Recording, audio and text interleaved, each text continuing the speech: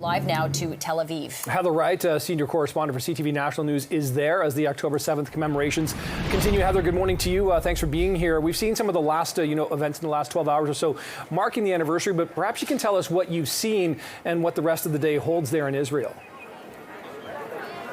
Well, Nick, certainly a really somber day here in Israel as the country marks the one-year anniversary since October 7th. We're here at Hostage Square in Tel Aviv. This has really become the gathering place for family members, loved ones of those who are still being held hostage in Gaza. And we've had the opportunity to speak to some of the people here today who have family members that are still there. And, when you talk to them, you really do get the sense of not only their grief and their anguish, but also their uncertainty of what is going to happen next. It has been a whole year where they haven't heard from their loved ones. Many of them don't know if they are still alive, but they're holding out that hope.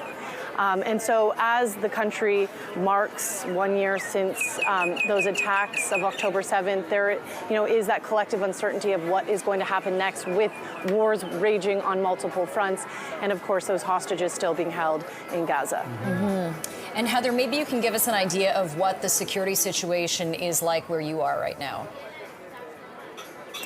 Well, Jen, it really depends on where you are in Israel. I mean, here in Hostage Square in central Tel Aviv, there's sort of minimal visible security at this point, but we were told by the IDF yesterday that security and troops were going to be ramped up, especially along the border communities in the south, along the border with Gaza, where a number of the kibbutzes were marking memorials, where there was a memorial at the site of the Nova Music Festival. They were warning also of possible long-range rocket attacks by Hamas, and those did take place this morning. A salvo of rockets was fired from Gaza by Hamas, aimed at central Israel. A number of them were shot down over Tel Aviv. And so there were those warnings ahead of this day, and troops, being placed along the border sort of to provide that security, with people returning, some of them for the first time, to these kibbutzes that were so, heavily attacked, and there was so much loss of life a year ago. And so that's sort of from the civilian perspective in terms of security. But of course, at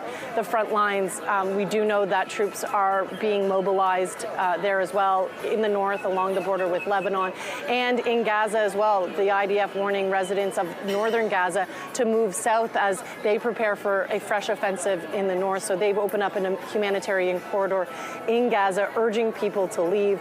Really a sign that even after 12 months of fighting, this conflict is very far from being over. Yeah, very far indeed. Difficult days, and hard to imagine it's been a year already. That is CTV's senior correspondent Heather Wright, live in Tel Aviv. Heather, thank you. Thank you.